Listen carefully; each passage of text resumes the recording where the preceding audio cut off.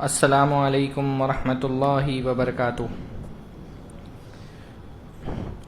الحمد للہ رب العالمین والصلاة والسلام علی اشرف الانبیاء وسید المرسلین نبینا محمد وعلی آلہ وصحبہ اجمعین ومن تبعہم بإحسان الی یوم الدین۔ اعوذ باللہ السمیع العلیم من الشیطان الرجیم من ہمزہ ونفخہ ونفثہ، بسم اللہ الرحمن الرحیم۔ یا ایہا الذین آمنوا اوفوا بالعقود وحلت لکم بہیمۃ الانعام الا ما یتلی علیکم غیر محل الصید وانتم حرم ان اللہ یحکم ما یرید۔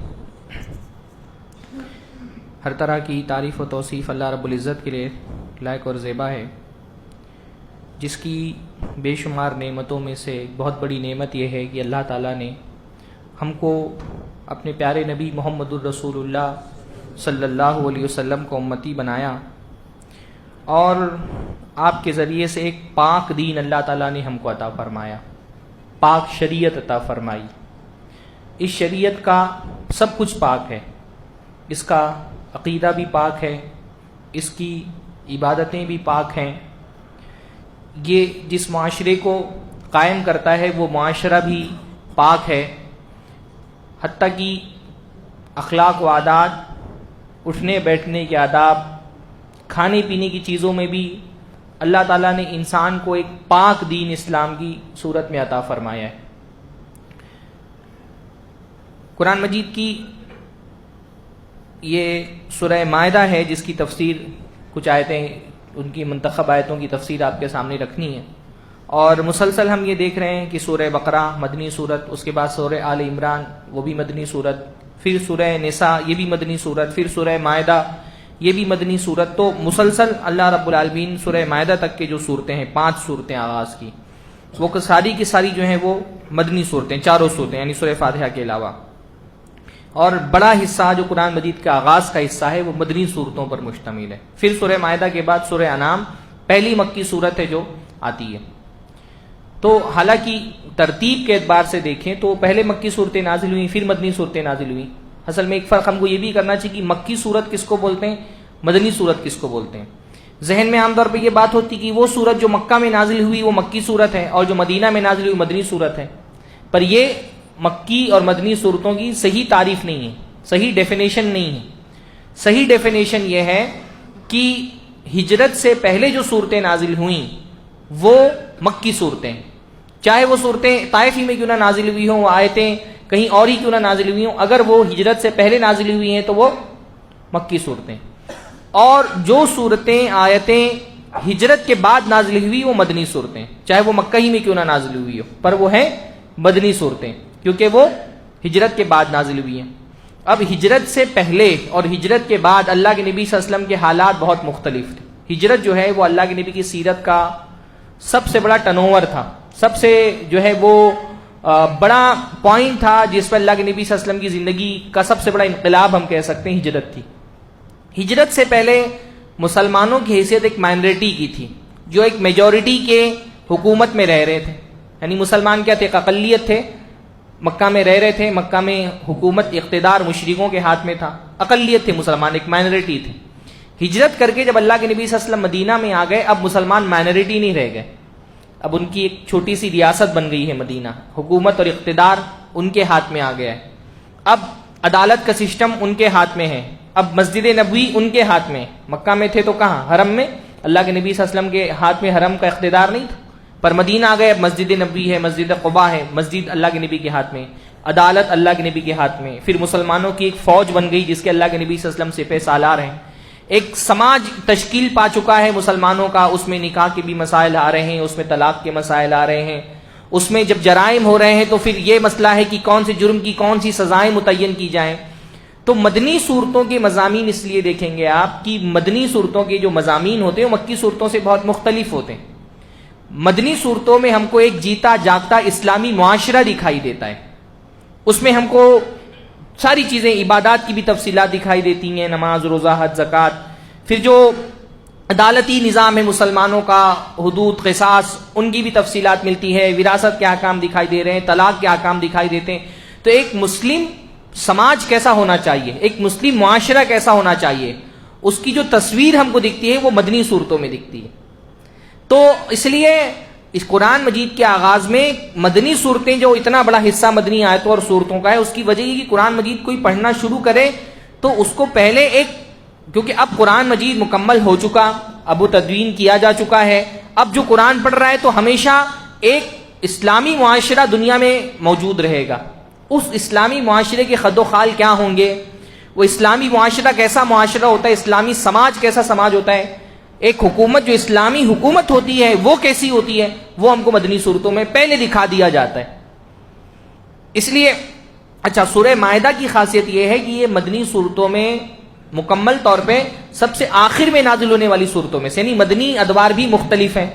کچھ آیتیں، کچھ صورتیں مدینہ کے آغاز میں نازل ہوئی ہیں اور کچھ صورتیں آیتیں بالکل اختتام میں نازل ہوئی. اس میں بھی اللہ کے نبی کی جو زندگی کے حالات، اس لیے میں کہتا ہوں سیرت جو ہے نا وہ ایک فریم ہے قرآن مجید سمجھنے کا.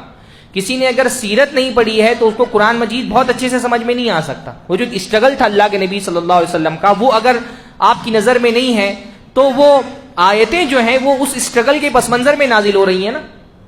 بھئی اگر آپ کو وہ جو ایک کلیش تھا اللہ کے نبی صلی اللہ علیہ وسلم کا مشرکین کے ساتھ، جس کے الگ الگ مراحل تھے، پہلے انہوں نے زبان سے مقابلہ کرنے کی کوشش کی، پھر انہوں نے سختیاں کرنا شروع کی، یہاں تک کہ اللہ کے نبی صلی اللہ علیہ وسلم کی جان لینے کی کوششیں شروع کی. وہ جو ایک یعنی مکہ کی زندگی کا جو ایک اسٹرگل تھا، وہ اگر آپ کو نہیں پتا ہو تو آپ وہ جو آیتیں ہوتی ہیں مکی آیتیں، ان کو آپ نہیں سمجھ سکیں گے مکہ کا کیا پس منظر تھا، کیا ان کا مذہب اور دین تھا. ایسے ہی مدینہ کے بھی الگ الگ ادوار ہیں. شروع کا زمانہ ذرا سا جو ہے وہ مدینہ میں اللہ کے نبی صلی اللہ علیہ وسلم کا خوف کا زمانہ تھا. مسلسل یہ خوف لگا رہتا تھا کہ باہر سے جو طاقتیں ہیں قریش کی وہ حملہ آور ہوں گی. اللہ کے نبی صلی اللہ علیہ وسلم کے گھروں پہ باقاعدہ پہرے دیے جاتے تھے جب اللہ کے نبی صلی اللہ علیہ وسلم ہجرت کر کے آئے، کیونکہ خوف تھا کہ مدینہ میں بھی اللہ کے نبی صلی اللہ علیہ وسلم کی جان کو خوف تھا، پہرے دیے جا رہے تھے. لیکن پھر ایک اللہ نے بدر کی جو ہے وہ فتح یابی نصیب فرمائی، پھر اس کے بعد قافلہ جو ہے وہ آگے بڑھا، مختلف جنگیں ہوئیں، مکہ فتح ہو گیا، اب مسلمانوں کے انڈر میں آ گیا پورا عرب، اور عربوں میں بہت کم بت پرستی باقی رہ گئی. قوم در قوم لوگ آ کر کے لوگوں نے اسلام قبول کر لیا.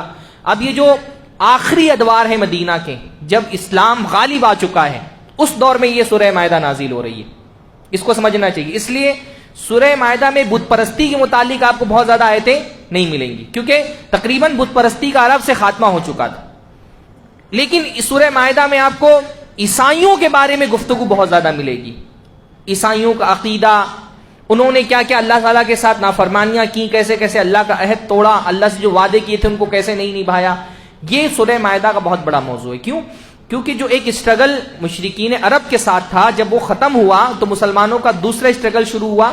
اس زمانے کی جو سب سے بڑی تہذیب تھی رومن امپائر، روم جو سب سے بڑی سلطنت تھی، یعنی دو بڑی سلطنتیں اللہ کے نبی صلی اللہ علیہ وسلم کی جب بعثت ہوئی تو اس وقت روئے زمین پر دو بڑی سلطنتیں تھیں. جیسے ایک زمانے میں ایک سوویت یونین اور امریکہ دو بڑے سپر پاور تھے نا. اللہ کے نبی صلی اللہ علیہ وسلم کی جب بعثت ہوئی، عربوں کی تو کوئی وجود ہی نہیں تھا، ان کی کوئی حیثیت نہیں تھی، ان کا کوئی مقام نہیں تھا عربوں، کیونکہ اللہ کے نبی جب مبعوث ہوئے تو عرب کوئی ایک حکومت کے ماتحت نہیں تھا کہ کوئی ایک حکومت ہے اور سارے عرب اس کے ماتحت رہتے ہیں. الگ الگ قبیلے تھے، ہر قبیلے کا اپنا سردار ہوتا تھا. تو عربوں کی تو کوئی وقت ہی نہیں تھی. دو بڑی سلطنتیں تھیں، بلکہ ہم یہ کہہ سکتے ہیں دو بڑی سویلائزیشنز، بڑی تہذیبیں تھیں. ایک تھا روم کی سلطنت، دا رومن امپائر جس کو کہا جاتا ہے، جن کا جو سرکاری مذہب تھا وہ کیا تھا؟ عیسائی. سرکاری طور پہ وہ عیسائی تھے، ان کا سرکاری مذہب عیسائی تھا. اور دوسرے کون تھے؟ ایرانی مجوس، جو اصلاً بت پرست تھے، آگ کی پرستش کرتے تھے.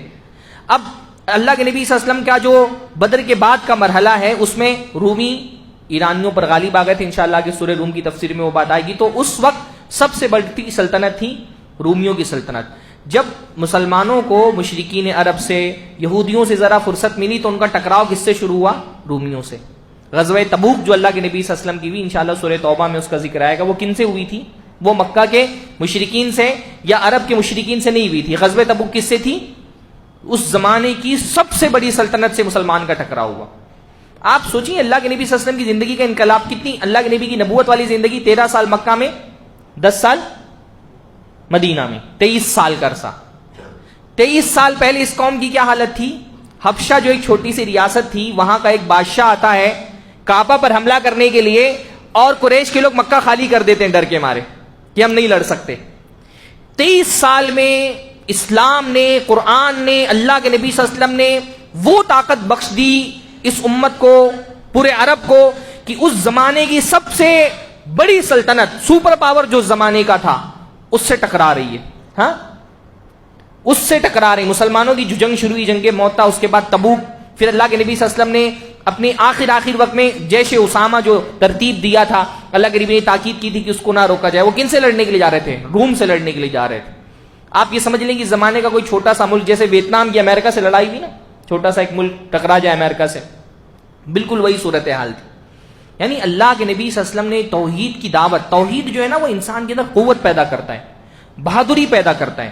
یہ چھوٹے سے 23 سال کے عرصے میں، 23 سال کا عرصہ ہم میں سے کتنے لوگوں نے زندگی میں دیکھا؟ کیا ہوتا ہے 23 سال کے عرصے میں؟ 23 سال میں اللہ کے نبی صلی اللہ علیہ وسلم نے ایک پوری قوم کی کایا پلٹ کر کے رکھ دی۔ وہ جو بزدل قوم تھی، جس کی تلواریں جو ہے وہ نیام سے باہر نہیں نکل رہی تھی چھوٹی سی ریاست کے سامنے، وہ ایک فوج بن کر کے دنیا کی سب سے سپر پاور طاقت سے ٹکرا رہی ہے۔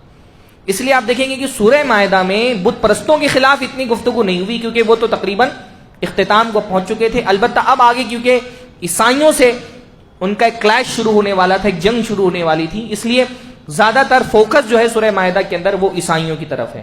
ان کے مذہبی عقائد کیا کیا خرابیاں ہیں وہ بھی بیان کیا جاتا ہے، خاص طور پہ تثلیث کا عقیدہ، کہ وہ کہتے ہیں کہ خدا جو ہے وہ تین ہے، تین میں سے ایک، اور تینوں ایک ہیں اور ایک تین ہے، اس پر اللہ تعالیٰ رد کرتا ہے۔ حضرت عیسیٰ علیہ السلام کے معبود ہونے کے قائل ہیں، اس پر رد کیا جاتا ہے۔ حضرت مریم علیہ السلام کے جو لوگ معبود ہونے کے قائل تھے، ان پر رد کیا جاتا تھا۔ تو قرآن مجید کا سورہ مائدہ کا بنیادی موضوع جو ہے وہ یہ ہے، اور اس کے ساتھ ساتھ کیونکہ مدنی سورت ہے تو بہت سارے احکام کھانے پینے سے متعلق، بہت سارے احکام جو ہے وہ وضو سے، غسل سے متعلق، وہ بھی آئیں گے۔ شروعات ہوتی ہے یا ایھا الذین آمنوا، اے لوگوں جو ایمان لائے۔ سورہ نساء کی شروعات ہوتی تھی یا ایھا الناس سے، اے لوگوں، سارے انسانوں سے خطاب ہوا تھا۔ اب یہاں شروعات ہو رہی یا ایھا الذین آمنوا، اے لوگوں جو ایمان لائے ہو، اوفوا بالعقود، اپنے وعدوں کو نبھاؤ۔ عقد کا مطلب ہوتا ہے وعدہ، عہد جو کسی سے کیا ہو۔ اللہ نے عام حکم دیا کہ جو بھی عہد ہے ان کو نبھاؤ، چاہے وہ عہد اللہ سے کیا گیا ہو۔ سب سے بڑا عہد کس سے ہوتا ہے؟ اللہ سے، ہے نا۔ اللہ سے عہد کیا ہے؟ اسلام پورا کا پورا اللہ سے ایک عہد ہے۔ ہم جب لا الہ الا اللہ کہتے ہیں، اللہ سے ہم وعدہ کر رہے ہوتے ہیں۔ محمد الرسول اللہ، اللہ سے ایک وعدہ ہے کہ اللہ کے علاوہ کسی کو معبود نہیں مانیں گے، اور محمد صلی اللہ علیہ وسلم کو رسول مانیں گے، ان کی ہر بات مانیں گے۔ اسلام ایک وعدہ ہے، اس وعدے کو نبھاؤ۔ یہ جو بندہ اللہ کی اطاعت کر رہا ہوتا ہے، یعنی ہم نماز میں اگر کے پڑھتے ہیں نا ایاک نعبد و ایاک نستعین، اللہ تیری ہی عبادت کرتے ہیں، یہ بھی ایک وعدہ ہے۔ ایاک نعبد و ایاک نستعین، آگے بھی تیری عبادت کرتے رہیں گے، تجھی سے مدد طلب کریں گے۔ تو اللہ سے کیے گئے وعدے بھی نبھاؤ اور بندوں سے کیے گئے وعدے بھی نبھاؤ۔ مسلمان جو ہے نا، اس کی زبان کا ایک وزن ہوتا ہے۔ منافق اور مسلمان کے کردار میں جو بہت بنیادی فرق ہوتے ہیں، اس میں سے ایک فرق کیا ہوتا ہے؟ مسلمان اپنی زبان سے نہیں پھرتا، جو اس نے زبان دے دی تو پھر اس سے وہ پھرتا نہیں ہے۔ یہ اس کے کردار کی میں وزن ڈالنے والی چیز ہوتی ہے کہ اس نے اگر ایک وعدہ کر دیا، وعدے کو نبھاتا ہے، وعدہ پورا کرتا ہے۔ منافق کے بارے میں کیا گیا؟ منافق کی جو نمایاں ترین خصلتیں ہیں، ان میں سے خصلت یہ بیان کی گئی، اذا وعدہ اخلفا، وعدہ کرے گا توڑ دے گا وعدہ۔ اس لیے وعدہ کرتے ہوئے بھی بڑا احتیاط کرنا چاہیے۔ ہر بات پہ وعدہ، بعض لوگ وعدہ یہ سوچ کے کرتے ہیں کہ نبھائے تو نبھائے، نہیں نبھائے تو کوئی مسئلہ نہیں۔ وعدہ کرتے ہوئے سوچ لیں کہ ایک زبان انسان کے کردار کی سب سے بڑی نمائندہ اس کی زبان ہوتی ہے، تو کسی کو اگر زبان دے رہے تو اس کو نبھانا ہے۔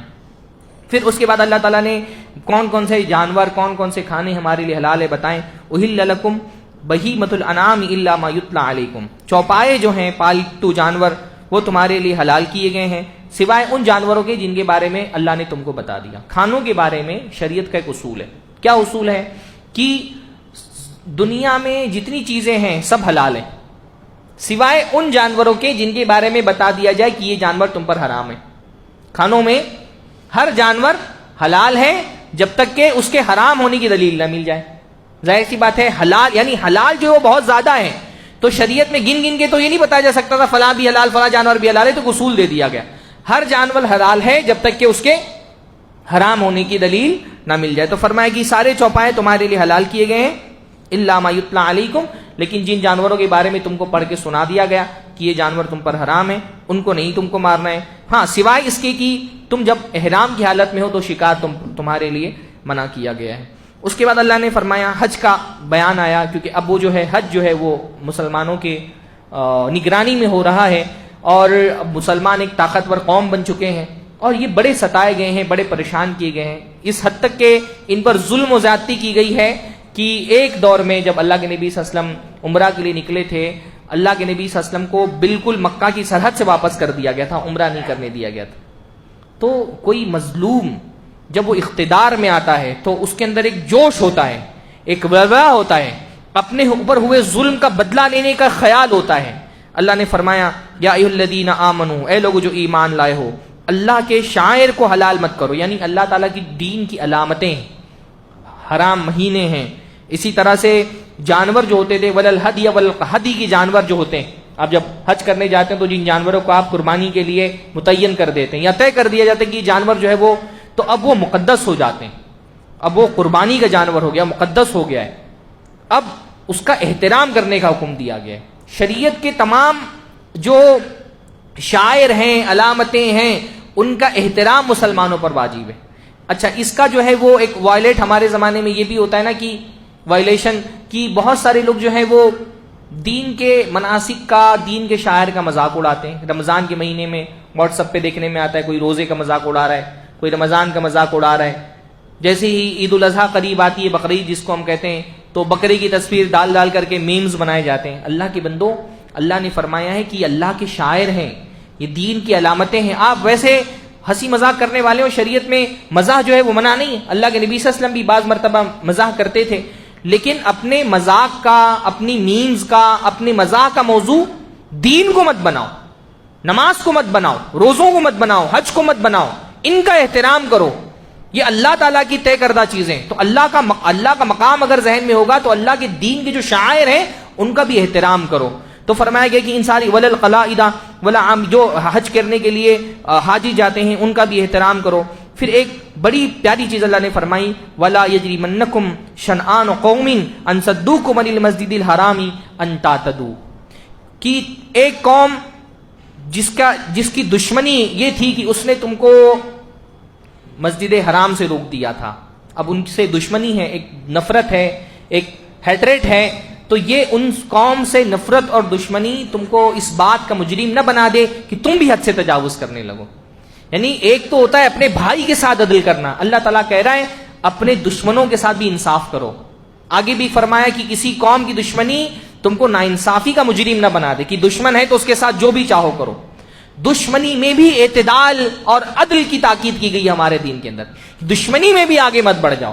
یہ جو ہمارے یہاں ہوتا ہے نا اینٹ کا جواب پتھر سے دیں گے، یہ شریعت کا حکم نہیں ہے. شریعت کہتی ہے کہ اعتدال میں رہو، معاف کر دو تو بہتر ہے، معاف نہ کرو، بدلہ بھی لینا ہے تو ایک حد میں بدلہ لینا ہے، جتنا تم کو تکلیف دی گئی اتنا تم بدلہ لے سکتے ہو. تو یہ جو مشرکین تھے ان کے ساتھ بھی کہا گیا کہ ان کو تکلیف پہنچا کر کے، حد سے تجاوز کر کے کہیں تم مجرم نہ بن جاؤ کہ ایک قوم کی دشمنی تم کو مجرم بنا دے. فرمایا کہ وَتَعَاوَنُوا عَلَى الْبِرِّ وَالتَّقْوَى وَلَا تَعَاوَنُوا عَلَى الْإِثْمِ وَالْعُدْوَانِ، نیکی کے اور تقوی کے کام میں ایک دوسرے کی مدد کرو، گناہ اور سرکشی کے کام میں ایک دوسرے کی مدد مت کرو. یہ شریعت کا بہت بیسک اصول ہے. جو چیز حرام اس میں تعاون بھی حرام، جو چیز حلال اس میں تعاون بھی حلال، جو چیز مستحب ہے اس میں تعاون بھی کیا ہے؟ مستحب ہے. آپ اکثر فتووں میں یہ پڑھیں گے، یہ اصول جو ہے یہ بہت کارگر اصول ہے. اکثر فتووں میں آپ پڑھیں گے فلاں چیز حلال ہے تو اس میں تعاون بھی حلال ہے، کوئی چیز اگر حرام ہے تو اس میں تعاون بھی حرام ہے، اس کے تعاون سے لی گئی رقم بھی حرام ہے. کوئی چیز اگر حرام ہے تو اس میں تعاون، سگریٹ پینا حرام تو سگریٹ بیچنے کے لیے اپنی دکان دینا کرائے پر حرام. جو چیز حرام، شراب حرام تو شراب بیچنے کے لیے بوتل فراہم کرنا بھی حرام. بینک کا کاروبار حرام ہے، بینک کی معیشت حرام تو بینک میں چپڑاسی کی نوکری کرنا بھی حرام. جو چیز خود حرام ہے اس میں کسی طرح کا بھی تعاون کیا ہے؟ حرام ہے. اور جو تقوی والی چیزیں ہیں اس میں آپ کسی کی مدد کریں تو آپ کے لیے ثواب ہے. کوئی اگر نماز پڑھنے آ رہا ہے، آپ نے ایک بوتل بھی پانی کی رکھ دی نمازیوں کے لیے تو آپ کو اس کا ثواب ملے گا. کوئی نماز نہیں پڑھتا، آپ نے تعاون کر کے اس کو نماز کی دعوت دے دی، کہ فرمایا الدال علی الخیر کفاعلہ، کہ جو بھلائی کا حکم دیتا ہے اس کو بھلائی کرنے والے کا ثواب ملتا ہے۔ رمضان کا یہ مہینہ چل رہا ہے، افطار کرنا بہت ثواب کا کام ہے۔ اب آپ کسی کو افطار کرا دیں، اللہ کے نبی صلی اللہ علیہ وسلم نے فرمایا کہ روزے دار کو افطار کرانے پر روزے دار کا ثواب ملتا ہے، روزے کا افطار کرانے والے کو جتنا ثواب ایک روزہ رکھنے والے کو ملتا ہے، اگر اس روزے دار کو افطار کرا دیا تو افطار کرانے والے کو اس روزے دار کا ثواب بھی مل جاتا ہے، اور روزے دار کے ثواب میں بھی کوئی کمی نہیں ہوتی۔ کتنی اللہ نے، یعنی ہم رمضان، ویسے روزے کا ثواب اتنا زیادہ ہے کہ اللہ تعالیٰ فرماتا ہے کہ میں ہی جانتا ہوں روزے کا ثواب کتنا ہے، اس پر اللہ نے اتنی فضیلت دے دی کہ ہم رمضان میں 30 سے زیادہ روزے تو نہیں رکھ سکتے، لیکن اگر کسی روزے دار کو افطار کرا دیتے ہیں، 60 روزے دار کو ایک دن میں افطار کر دیا، 60 روزوں کا ثواب ایک دن میں مل سکتا ہے ہم کو۔ نیت اچھی ہونی چاہیے۔ نیت جو ہے وہ بہت سارے لوگ اچھی بڑی افطار پارٹی دیکھا وہ کرتے ہیں، لیکن نیت کیا ہے؟ اپنی سیاست چمکانا، اپنا نام پیدا کرنا۔ ہاں، خاص طور پہ جو سیاسی افطار پارٹیاں ہوتی ہیں، اتنا بڑا ثواب جو ہے وہ ریاکاری میں ضائع ہو جاتا ہے۔ تو یہ اصول ہے کہ نیک کاموں میں تعاون بھی نیکی ہے، برے کاموں میں تعاون بھی برائی ہے۔ پھر اللہ نے بتایا کون کون سے جانور ہیں جو حرام کیے گئے، کون کون سی چیزیں جو حرام کی گئیں۔ حرمت علیکم المیتہ، مردار تم پر حرام کیے گئے۔ مردار یعنی وہ جانور جن کو اللہ کا نام لے کر کے شرعی طریقے پہ ذبح نہ کیا گیا ہو۔ اسی طرح سے خون حرام ہے، خنزیر کا گوشت حرام ہے، وہ جانور جو غیر اللہ کے لیے ذبح کیا گیا ہو وہ حرام ہے۔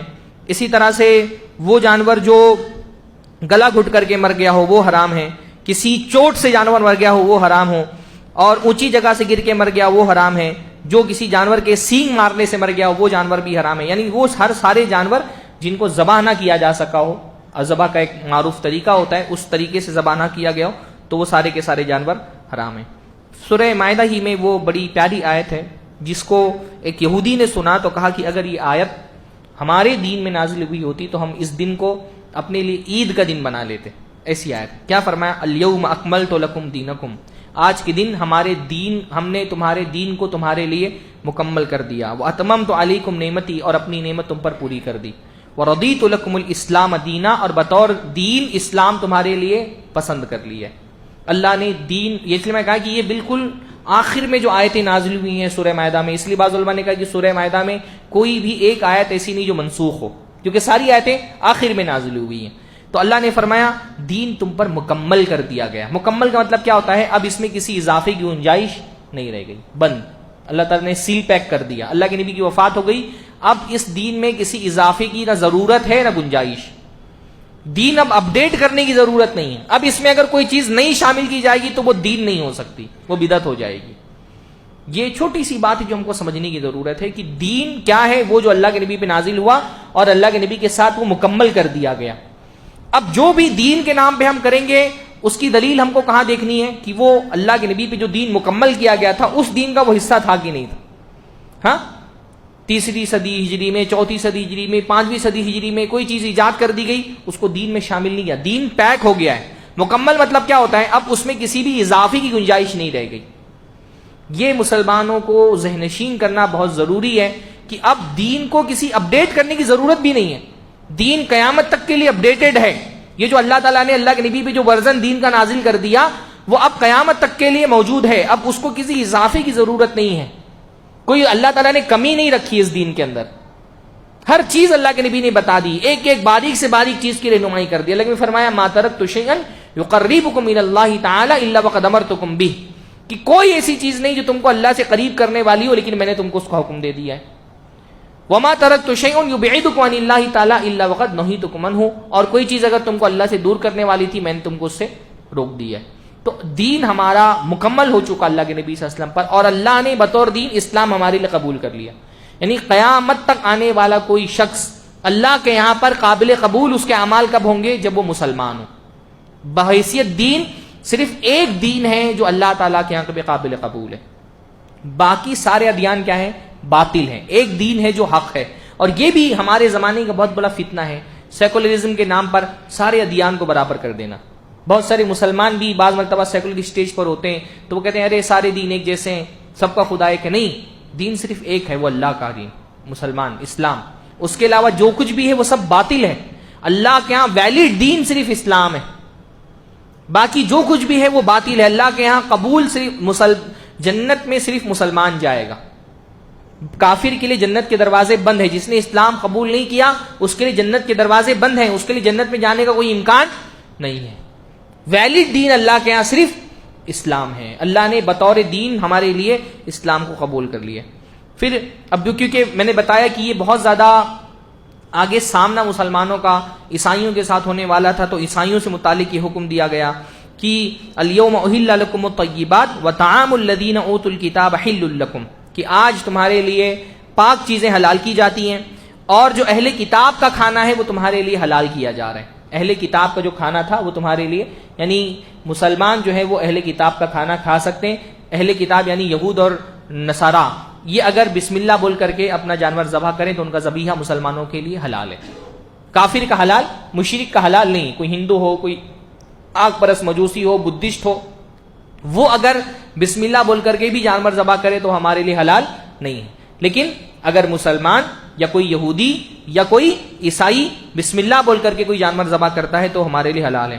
والمحصنات من المؤمنات والمحصنات من الذین اوتوا الکتاب من قبلکم اذا آتیتموہن اجورہن محسنین غیر مسافحین ولا متخذی اخدان، اور اسی طرح سے جو مومنہ عورتیں ہیں پاک باز، وہ تمہارے لیے حلال ہیں، اور اہل کتاب کی بھی جو پاک باز عورتیں ہیں وہ تمہارے لیے حلال کی گئی ہیں۔ اللہ نے ایک سہولت یہ رکھی ہے، مسلمان لڑکی کسی کرسچن یا کسی یہودی لڑکے سے شادی نہیں کر سکتی، اس کا نکاح نہیں ہوگا۔ البتہ مسلمان مردوں کو یہ اجازت دی گئی ہے کہ وہ اگر اہل کتاب کی عورتوں سے نکاح کرنا چاہیں حلال طریقے سے، اللہ نے فرمایا محسنین، اپنی عزت کی حفاظت کرتے ہوئے، پاک دامنی سے، غیر مصافحین، زنا کرنا نہیں حلال ہے، ولا متخذی اخدان، نہ اس کو خاموشی کے ساتھ چپکے والے رشتے جو ہوتے ہیں، ہاں چپکے سے کوئی رشتہ ریلیشن رکھ لینا، وہ حلال نہیں ہے۔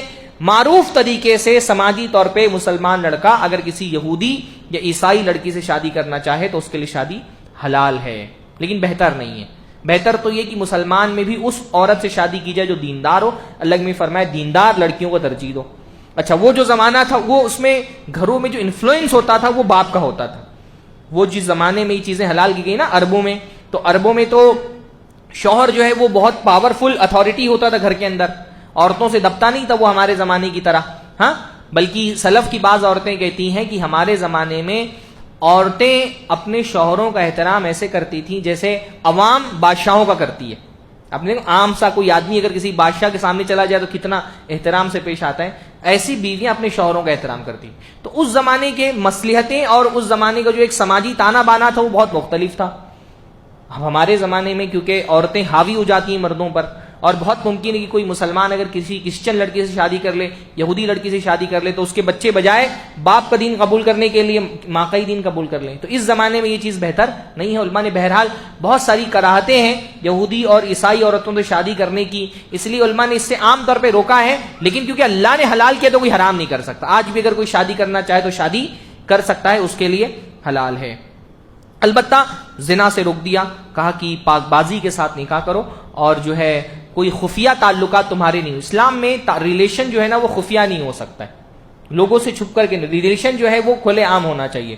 اس کو ایک سماجی، اس لیے ولیمے کا جو حکم دیا گیا کیوں دیا گیا ہے کہ ایک عورت کو آپ نے اپنے رشتے میں لایا ہے، جب اس کی بدائی ہو جائے، نکاح ہو گیا چلو ٹھیک ہے، نکاح میں بھی کیا ہے کہ 2 گواہ ہونے چاہیے، خفیہ نکاح بھی نہیں کر سکتے، 2 گواہ کم سے کم ہونے چاہیے۔ البتہ جب بدائی کر دی ہے تو پھر شریعت نے کہا ولیمہ کرو۔ ولیمے کا اصل مقصد کیا ہے؟ اعلان کرنا کہ اب یہ عورت جو ہے وہ میرے نکاح میں آ چکی ہے، میرا اس کے ساتھ جو ریلیشن ہے وہ ایک دینی سطح پر بھی سماجی سطح پر بھی ایک معروف ریلیشن ہے، اب اس کی ذمہ داریاں میرے سپرد ہیں، اس کا خرچہ میں اٹھاؤں گا، اور میری مال کی یہ بھی وارث بنے گی، اس کے مال کا میں وارث بنوں گا، اس کے بچے کا میں باپ بنوں گا۔ ایک سماجی سطح پر جو رشتہ ہے نا وہ واضح ہونا چاہیے۔ یہ جو خفیہ تعلقات ہوتے ہیں، اسی لیے شریعت میں جو ہے وہ کورٹ میرج کی کوئی گنجائش نہیں رکھی گئی۔ ہاں اللہ کے نبی صلی اللہ علیہ وسلم نے فرمایا کہ لا نکاح الا بولی و شاہد عدل، بغیر ولی اور 2 گواہوں کے نکاح ہوتا ہی نہیں۔ ایک ولی یعنی لڑکی کا جو گارجین ہے، لڑکے کے لیے اس کے باپ کا راضی ہونا شرط نہیں ہے، لیکن لڑکی کے لیے کیا شرط ہے کہ اس کا باپ بھی راضی ہو، جو اس کا گارجین ہے۔ باپ ہے تو باپ، باپ نہیں ہے تو اس کے بھائی، اس کے چاچا، اس کے جو ہے وہ بھتیجے، یا اس کا چاچا کے بیٹے، جو بھی ایک اس کا وراثت میں جو قریبی تعلق جس سے ہوگا وہ راضی ہوگا تو ہی لڑکی سے نکاح ہو سکتا ہے۔ خفیہ نکاح کورٹ میں جا کر کے فرار ہو کے کر لیں نہیں ہوگا، اور پھر 2 گواہ بھی ہونے چاہیے، 2 گواہوں کی موجودگی میں، عادل گواہوں کی موجودگی میں نکاح ہونا چاہیے۔ تو اسلام نے خفیہ تعلقات کے لیے کوئی راستہ نہیں رکھا ہے کہ کوئی کسی عورت سے کوئی خفیہ تعلق رہے، اور خفیہ تعلق مردوں کے لیے تو ممکن ہے دنیا میں فائدہ مند ہو، عورت کے لیے بہت بڑا وبال ہے نا، بہت بڑا وبال ہے۔ آدمی تو اپنا بھاگ جاتا ہے، لیکن اس کے گناہ کا جرم عورت اپنے پیٹ میں اٹھا کر کے زندگی بھر جو ہے اس لعنت اور ملامت سے وہ جوجھتی ہے۔ پھر انہی آیتوں میں سورہ مائدہ ہی میں اللہ تعالیٰ نے وضو کے احکام نازل کیے کہ وضو کیسے کرنا ہے۔ وضو جو ہے وہ بڑی نیکی ہے ہمارے یہاں۔ وضو صرف جو ہے وہ طہارت کا ذریعہ نہیں ہے کہ آپ جو ہے جسم کو پاک کر رہے ہیں، وضو جو ہے وہ گناہوں کے جھڑنے کا بہت بڑا ذریعہ۔ اللہ نے فرمایا کہ آدمی وضو کرتا ہے، چہرہ دھوتا ہے، چہرے کے گناہ جھڑ جاتے ہیں، ہاتھ دھوتا ہے، ہاتھ کے گناہ جھڑ جاتے ہیں، اور پیر دھوتا ہے تو پیر سے گناہ جھڑ جاتے ہیں۔ تو وضو کرنے سے پہلے نیت کر لیا کریں اچھے سے کہ آپ جو ہے وہ نیت کس کو کہتے ہیں، زبان سے نیت نہیں کرنی ہے، دل میں خیال ہونا چاہیے کہ میں جو وضو کرنے جا رہا ہوں یہ کس لیے کرنے جا رہا ہوں، یہ اللہ تعالیٰ کے حکم کی فرما برداری کے لیے کرنے جا رہا ہوں۔ اور اس کے بعد جو ہے وہ وضو کے احکام بھی سیکھنا بہت ضروری ہے۔ وضو کرنے والے بہت سارے، شرعی طریقے سے وضو کرنے والے بہت کم ہیں۔ انشاءاللہ کبھی موقع ملا تو ایک کوئی گفتگو کا ہمارا موضوع ہوگا وضو کے مسائل۔ بہت سارے لوگوں کو وضو کے مسائل پتہ نہیں ہوتے، صحیح طریقے سے وضو نہیں کرتے، بہت ساری بدعتیں جو ہے وہ وضو کے اندر شامل کر دی گئی ہیں۔ تو ایک شرعی طریقہ، اس لیے صحابہ کی سنتوں میں سے ایک سنت یہ تھی کہ صحابہ جو ہے وہ باقاعدہ اپنے شاگردوں کو وضو کر کے دکھاتے تھے اور کہتے تھے ہم نے اللہ کے نبی کو ایسے وضو کرتے ہوئے دیکھا۔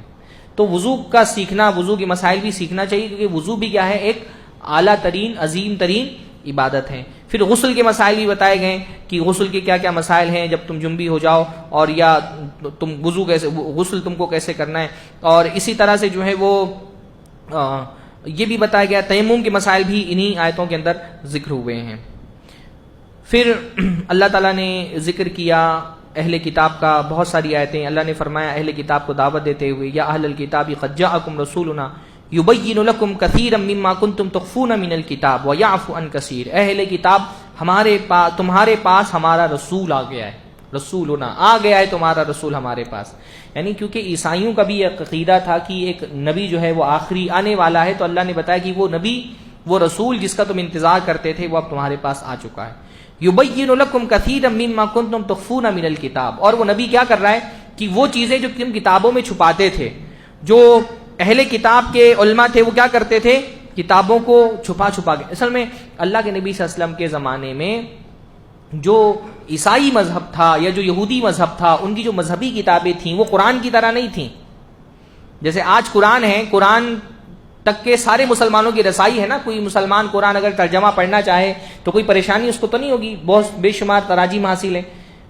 اللہ کے نبی جس زمانے میں مبعوث کیے گئے تو وہ جو اہل کتاب کی کتابیں تھیں، تورات و انجیل، ان کی حیثیت ایک کلاسیفائڈ ڈاکیومنٹس کی تھی، ہر کسی کو نہیں وہ مذہبی کتابوں تک رسائی تھی، صرف جو ان کے علماء تھے وہی وہ کتاب پڑھتے تھے۔ اب کیونکہ صرف علماء کتاب پڑھتے تھے تو وہ اپنے حساب سے اس کے اندر تحریف کرتے تھے۔ سورہ مائدہ میں اس کا بہت ذکر آیا، یحرفون الکلم عن مواضعہ، کہ وہ تبدیل کر دیتے تھے احکام کو، کبھی الفاظ کو ہی چھپا لیتے تھے، کبھی معنی تبدیلی کر دیتے تھے۔ تو جو اہل کتاب، یہ بہت اہم بات ہے، اللہ کے نبی صلی اللہ علیہ وسلم کی نبی ہونے کی بہت بڑی دلیل ہے یہ، کہ جو اہل کتاب کی عوام تھی وہ خود اپنی کتاب سے واقف نہیں تھی، اور خاص طور پہ اللہ کے نبی جس علاقے میں مبعوث کیے گئے وہ تو پہلے سے ایسے لوگوں کا علاقہ تھا جن کو پڑھنا لکھنا نہیں آتا تھا، ان کو امی کہا جاتا تھا، ان کو کچھ بھی پڑھنا لکھنا نہیں آتا تھا، ان کو کوئی مسئلہ پوچھنا ہوتا تھا تو یہ اہل کتاب کی طرف رجوع کرتے تھے۔ مکہ کے لوگ بار بار اللہ کے نبی سے مقابلہ کرنے کے لیے یہودیوں سے جا کے ملتے تھے کہ کچھ بتاؤ تاکہ ہم اس نبی سے جا کر کے پوچھیں۔ تو جو اہل کتاب کی عوام تھی ان کی بھی اپنی کتابوں تک رسائی نہیں تھی، اور کوئی پڑھنے لکھنے کا کلچر نہیں تھا عربوں کے اندر، کوئی پورے عرب میں کوئی ایک لائبریری بھی نہیں تھی، پورے عرب میں کوئی ایک لائبریری نہیں تھی، اور اللہ کے نبی صلی اللہ علیہ وسلم تو حرف ناشناس تھے، اللہ کے نبی صلی اللہ علیہ وسلم کو تو پڑھنا ہی نہیں آتا تھا۔ تو ایسے پورے ماحول میں ایک نبی اٹھتا ہے، وہ ایک کلام پیش کرتا ہے جس میں ان چیزوں کی وضاحت موجود ہے جو اہل کتاب کی کتابوں میں لکھی ہوئی ہے، ان کے علماء نے چھپا لی ہے۔ یہ نبی بتا رہا ہے، کہاں سے بتائے گا یہ نبی اگر اللہ نے اس کو خبر نہ کی ہو تو، ہے نا؟ کیسے بتائے گا اللہ کے نبی؟ ہم کو کیسے پتا چلے گا؟ اللہ کے نبی صلی اللہ علیہ وسلم کا کوئی زندگی میں استاذ، کوئی عیسائی یہودی استاذ نہیں رہا کہ اللہ کے نبی نے اس سے سیکھ لیا ہو یہود کی باتیں، حضرت مریم کا قصہ، حضرت عیسیٰ کا قصہ، بنی اسرائیل کے واقعات، اصحاب کہف کا واقعہ، کوئی اللہ کے نبی صلی اللہ علیہ وسلم کے زمانے میں اللہ کے نبی کا کوئی استاذ نہیں رہا کہ اس کے پاس اللہ کے نبی سیکھنے کے لیے جاتے تھے. کہاں سے بتا رہا ہے یہ نبی؟ امیوں میں سے ایک نبی آیا جس نے نہ کبھی کچھ پڑھا نہ لکھا، بلکہ وہ تو اہل کتاب کے بیچ میں بھی نہیں رہا. بھائی جو مکہ کا علاقہ تھا وہاں پہ کوئی یہودی اور عیسائی نہیں رہتے تھے. مدینہ میں جب اللہ کے نبی گئے تو مدینہ میں یہودیوں کے 3 قبائل آباد تھے. مکہ میں جہاں اللہ کے نبی کی پرورش ہوئی، تربیت ہوئی، وہاں اللہ کے نبی صلی اللہ علیہ وسلم کا کوئی اس پورے مکہ کے اندر کوئی یہودی کوئی عیسائی، بلکہ عیسائیوں سے تو مکہ کے لوگ بہت سخت نفرت کرتے تھے، کیونکہ وہ جو ابرہہ جس نے حملہ کیا تھا مکہ پر وہ عیسائی تھا.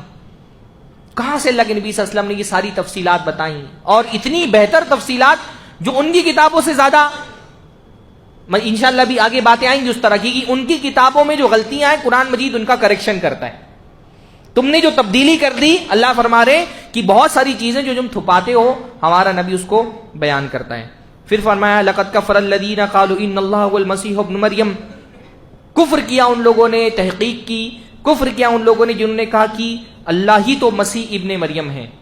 دیکھیے دین میں جو ہے وہ گمراہیوں کے 2 راستے ہوتے ہیں.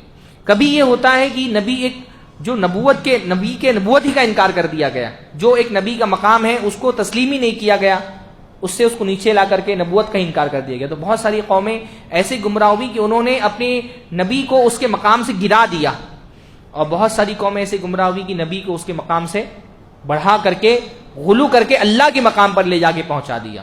عیسائی ایسے گمراہ ہوئے کہ حضرت مسیح ابن مریم، حضرت عیسیٰ کا جو مقام تھا اس سے بڑھا کر کے ان کو اللہ کے مقام پر لے کر چلے گئے. کہا ان اللہ هو المسیح ابن مریم، کہ اللہ ہی مسیح ابن مریم ہے. اللہ نے فرمایا کفر کیا ان لوگوں نے جنہوں نے کہا کہ اللہ ہی مسیح ابن مریم ہے، یعنی حضرت عیسیٰ ہی اللہ ہیں. قل فمن یملک من اللہ شیئا ان اراد ان یہلک المسیح ابن مریم وامہ ومن فی الارض جميعا. بڑی پاورفل آیت ہے.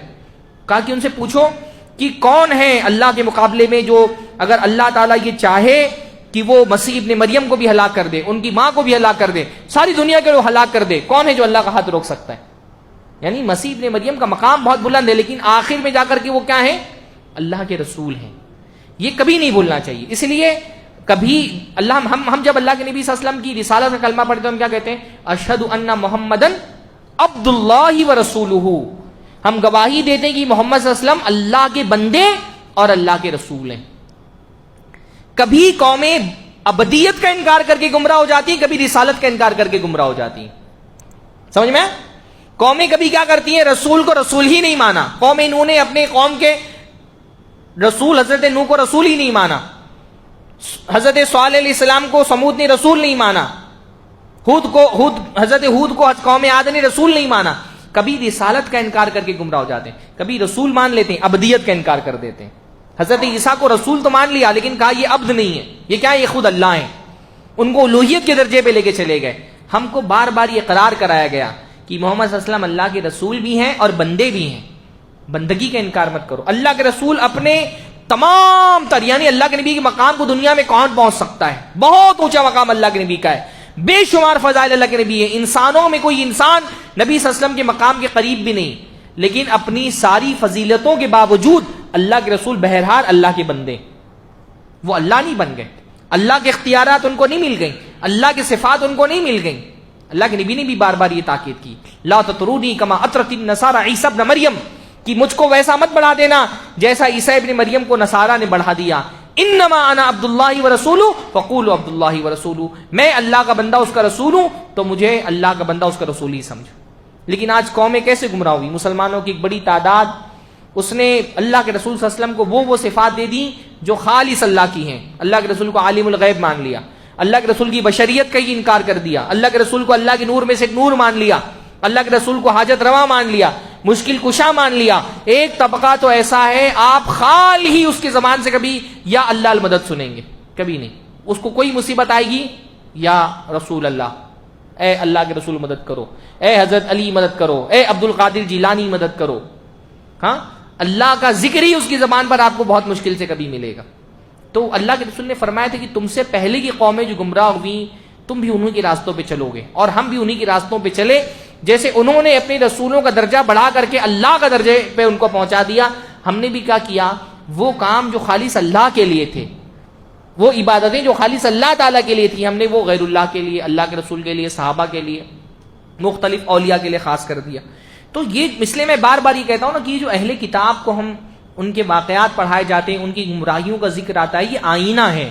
اس آئینے میں ہم کو اپنے آپ کو دیکھنا چاہیے کہ یہ گمراہیاں جن کے وہ شکار ہوئے، کہیں ہم ان کے شکار نہ ہو جائیں. وقالت اليهود والنصارى نحن ابناء الله واحباؤه، یہود اور نصارہ کہتے ہیں ہم اللہ کے چہتے ہیں، اللہ کے بیٹے.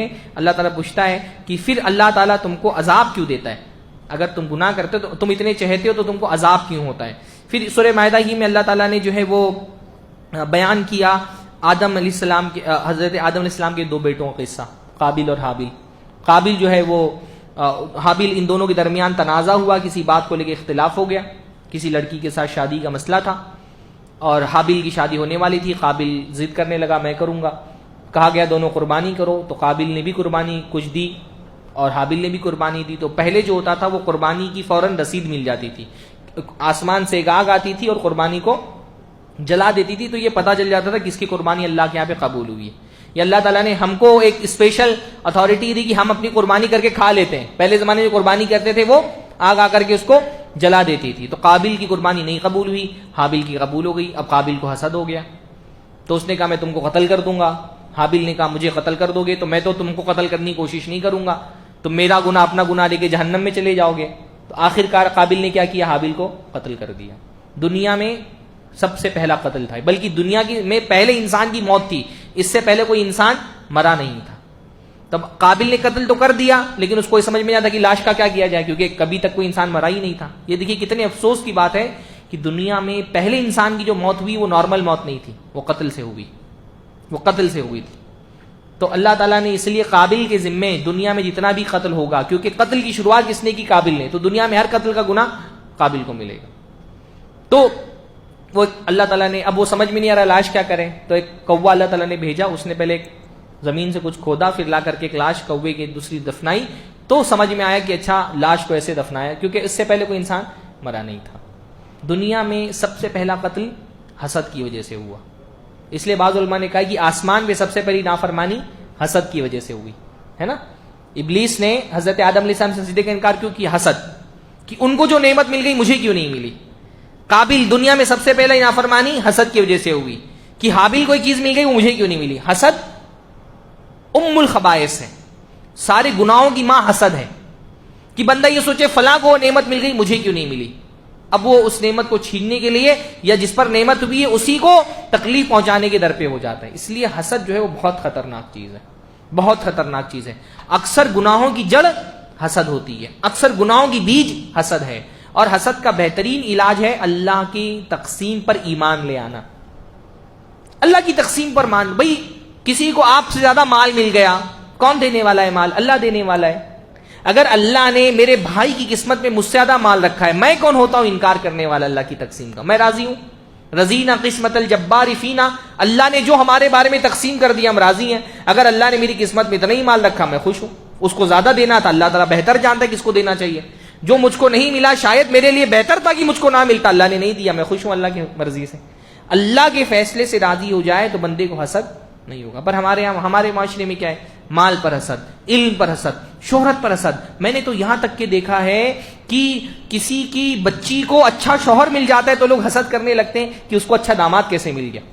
اس پر بھی حسد ہو رہے ہیں، بلکہ کوشش کرتے ہیں کہ رشتہ ٹوٹ جائے. دیہاتوں میں کتنے واقعات میں نے سنے کہ انسان 15 20 کلومیٹر 50 کلومیٹر دور جا رہا ہے جہاں پہ رشتہ لگا تھا بتانے کے لیے کہ وہاں شادی مت کرو. کیا مزاج ہو گیا ہے ہمارا، کیا مزاج. میں نے بعض رشتوں کی بات آئی تو لوگ ابھی سننے میں آیا ہمارے علاقے میں گونڈا بستی بلرامپور والے زیادہ تر وہیں کے معاملات آتے ہیں کہ لڑکی دیکھنے کے لیے ہوٹل میں جا رہے ہیں لوگ. تو میں نے بولا یار گھر ہے، مسلمان کو ضیافت کرنا چاہیے، اپنے گھر پہ بلاؤ. کا گھر پہ بلانے کا مسئلہ نہیں ہے، لیکن گاؤں میں داخل ہوتے ہی اگر پتا چلا کہ لڑکی دیکھنے کے لیے آئے تو 2-4 حاسد پیچھے لگ جاتے ہیں رشتہ توڑوانے کے لیے. اس حد تک حسد ہے ہم کو. یہ تک گوارا نہیں ہے کہ کسی کی بچی کو اچھا شوہر مل جائے. کیوں؟ کیونکہ اللہ کی تقسیم سے ہم راضی نہیں. حسد کیا ہے؟ اللہ کی تقسیم پر اعتراض کہ اللہ نے اس کو مجھ سے زیادہ کیوں دے دیا، میں نہیں قبول کرتا ہوں اس کو. یہی ہوتا ہے نا حسد. حسد یہ ہے کہ میں مجھے نہیں قبول، اللہ نے اس سے مجھ سے زیادہ کیوں دے دیا، مجھ سے زیادہ علم کیوں مل گیا، مجھ سے بڑا عہدہ کیوں مل گیا، مجھ سے زیادہ مال کیوں مل گیا، مجھ سے اچھی نوکری کیوں اس کی ہے، مجھ سے بڑا گھر کیوں ہے، میرے سے اچھا موبائل کیوں ہے۔ بلکہ یہ تو دیکھنے میں آتا ہے کہ کوئی بندہ جو ہے وہ گھر بناتا ہے، اس کا جو پٹیدار ہے وہ دوسرا اس سے اچھا گھر بنا لیتا ہے، یہ اپنا توڑ کے پھر سے بناتا ہے، صرف مقابلہ آرائی کے لیے۔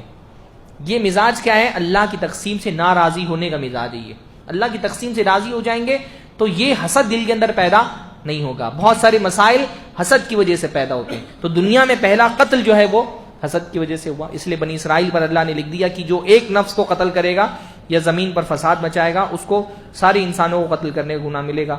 چور کی سزا بیان کی گئی کہ چور کو جو ہے اس کے ہاتھ کاٹ دیے جائیں گے، اللہ رب العالمین کی طرف سے یہ اس کی سزا ہے، چوری کرنے والا چاہے مرد ہو یا عورت ہو۔ اور بھی بہت سارے احکام ہے، سورہ مائدہ بہت مفصل صورت ہے، بہت سارے احکام اس میں، ایک درس میں تو ساری چیزیں بیان نہیں کی جا سکتی ہیں، تو سورہ مائدہ ترجمے کے ساتھ ایک مرتبہ پڑھیں آج اگر موقع ملے تو بہت سارے احکام انشاءاللہ تعالی آپ کو پتہ چلیں گے۔ اقول قولی ھذا واستغفر اللہ لی ولکم ولسائر المسلمین واستغفروہ انہ الغفور الرحیم، وآخر دعوانا ان الحمد للہ رب العالمین۔ السلام علیکم ورحمۃ اللہ وبرکاتہ۔